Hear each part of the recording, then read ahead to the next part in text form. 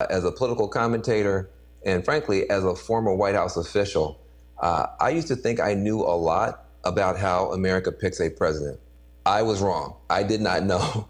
And this year I've been doing some research into some of the fine print and all the different things in our Constitution that we never talk about. And I've discovered some legal loopholes that shocked me, I guarantee will shock you, and could determine the way that the presidential election in 2020 turns out.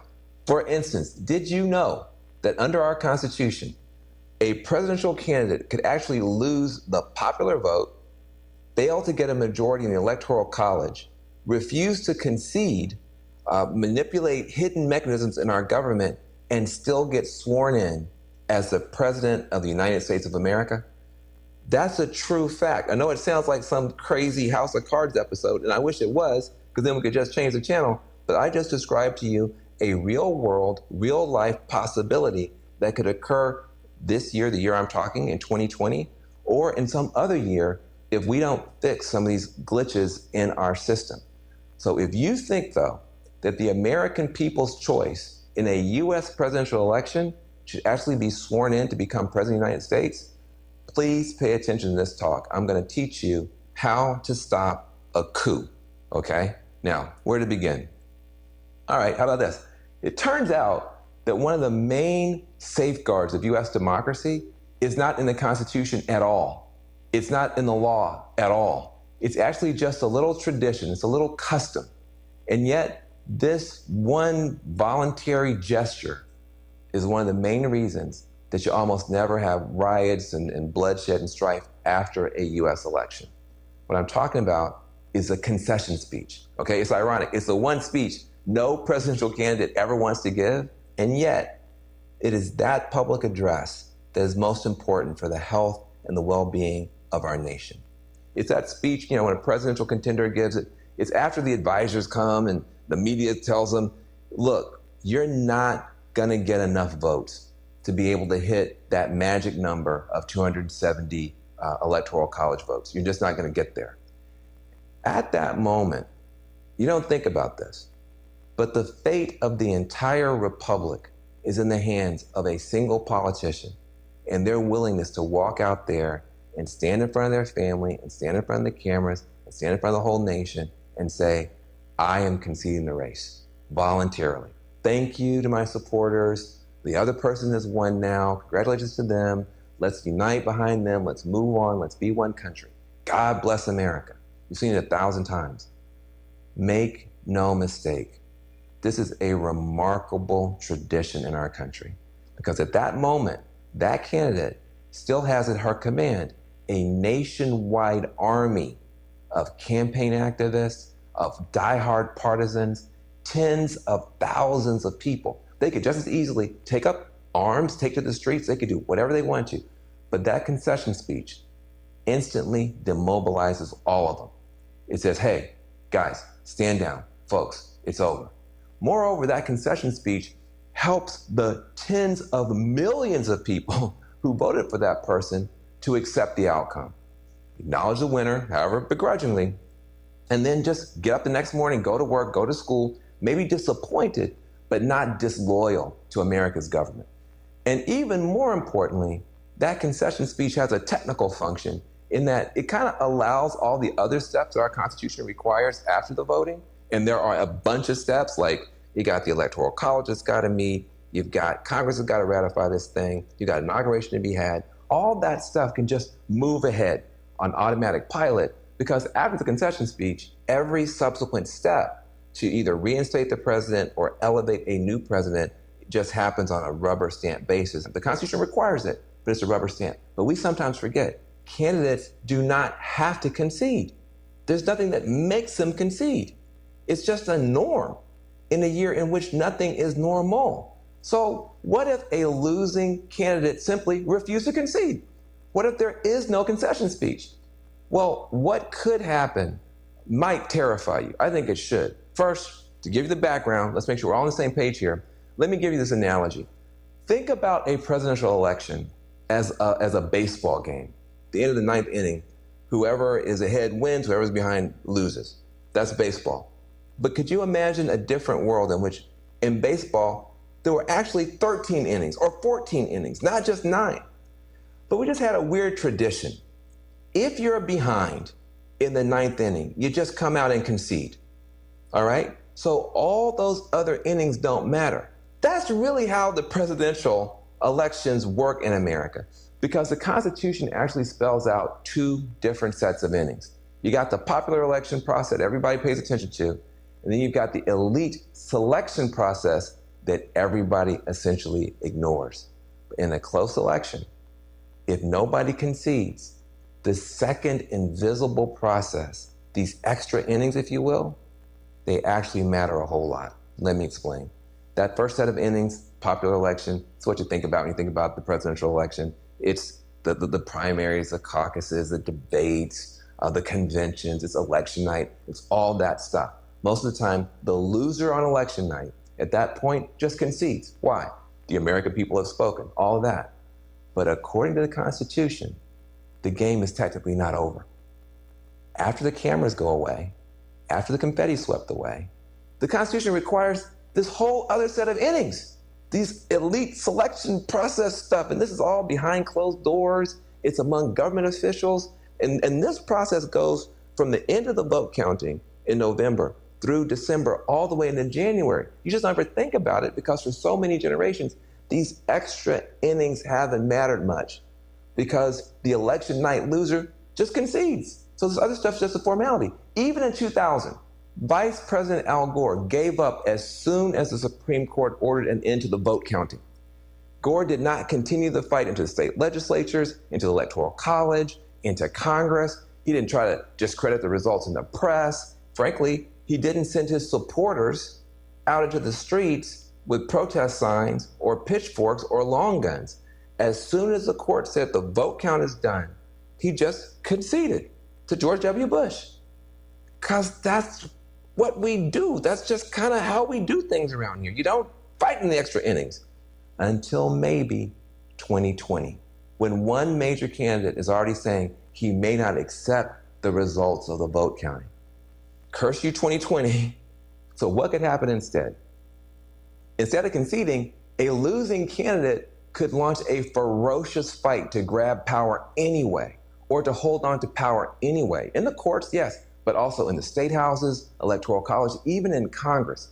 They could file, for instance, dozens of lawsuits attempting to block the counting of millions of mail-in ballots, saying they should all be thrown out, they're all fraudulent. Then they could demand that the states refuse to certify the election because of all this alleged fraud or interference from a foreign power, or the loser's party could send a rival slate of electors to the Electoral College or to Congress and say, no, we're the real electors, and create a whole situation with that. Any of this stuff could create such a mess in the Electoral College and the Congress that the whole matter just winds up in front of the House of Representatives for the first time since the 1800s. Now, here's where it gets totally crazy. If the presidential election winds up in the Congress, in the House of Representatives, they don't have to pay any attention at all to the popular vote or the electoral vote. It's like the election never happened. And then it gets even crazier. The final tally in the House is taken not by delegate, but by delegation.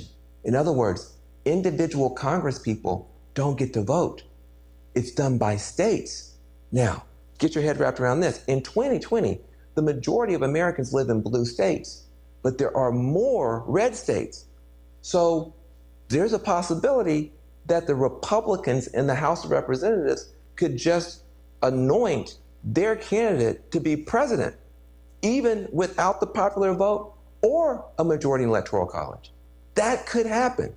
Now, some people would call that outcome a perfectly legal, perfectly constitutional coup against the very idea of majority rule in the United States. That is possible under our Constitution, and it could happen this year. So what can you do about it? Okay, now keep in mind, if the margin of the victory is so massive, it's truly massive, the losing candidate's political party is going to walk away and just let their leader go down. Nobody's going to risk a constitutional crisis to save somebody who is super unpopular. But if the race is close, all bets are off. And then the fight could continue long past election night. You could be, trying to impact this whole other process you never heard of before. You're gonna have to be, lobbying, protesting, speaking out, contacting lawmakers, a whole other process you've never done before. So landing in this completely unfamiliar scenario, what can you do? How are we supposed to act? What are we supposed to do in this situation? There's basically three things that matter. Number one, get informed. A number of progressive organizations are already working hard to warn Americans about this growing threat to our democracy.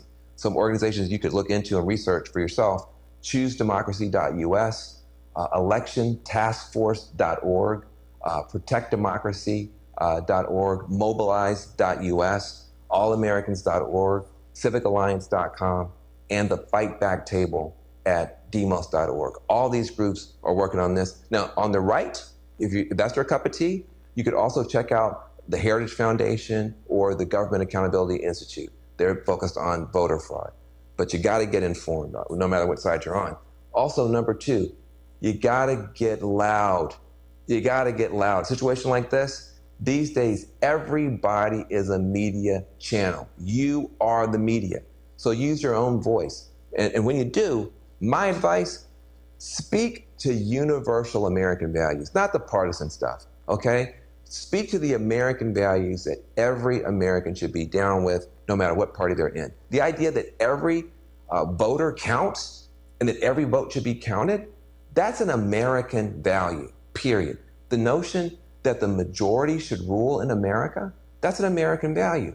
The idea that an incumbent president should concede honorably and graciously and ensure a peaceful transfer of power rather than trying to use every trick in the book to hang on to power, that's an American value too. If you stick with those values, you're going to be heard by a lot more people and help bring the country together. And lastly, sorry folks, voting's not enough.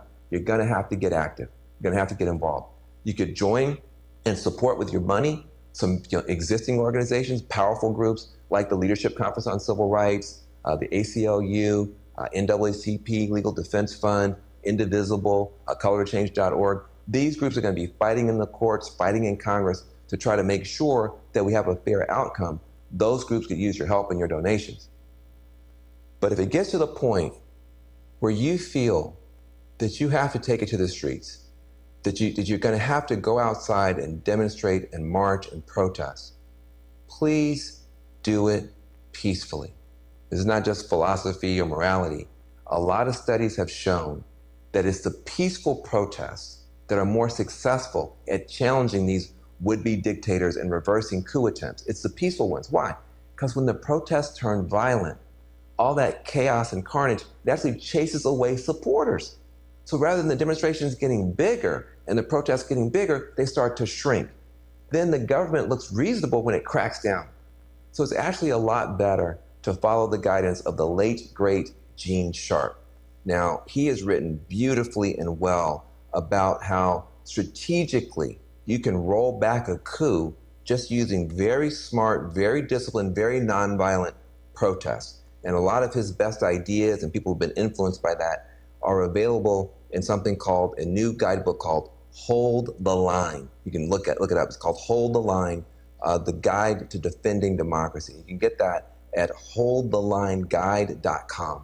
And that can give you a real good framework to move forward in a smart, peaceful way if you feel that you've got to take it to the streets. Now look, I know all this stuff is overwhelming, and I got to admit, some of these steps may not be enough. A truly rogue president could call on, private armed militia to try to intimidate lawmakers into keeping him or her in power. Or they could just abuse their emergency powers and try to stay in office indefinitely. So, we've got some real problems with our system. The best way to stop a coup is to update and strengthen our democratic system as soon as this election is over. Maybe we need to rethink, reimagine, or just get rid of this whole electoral college extra innings thing in the first place. I know for sure we've got to do a better job of protecting voter rights, of prosecuting voter intimidation, and also making sure we got the technology that nobody needs to be afraid of voter fraud. These are the steps that we're going to have to take to make sure that we have a democracy and the democracy endures. Because never forget this. In the long sweep of human history, a democratic republic is the rarest form of government on earth. Democracies are fragile. Democracies can fail. And what citizens do or fail to do in a moment of crisis can determine the final fate of government of, by, and for the people. So let's do our best, vote, but this time we got to stay vigilant and active. Even after the ballots have been counted, we got to stay active all the way through to Inauguration Day. But I want to say to you, I will support the winner of a free and fair election, no matter which candidate wins.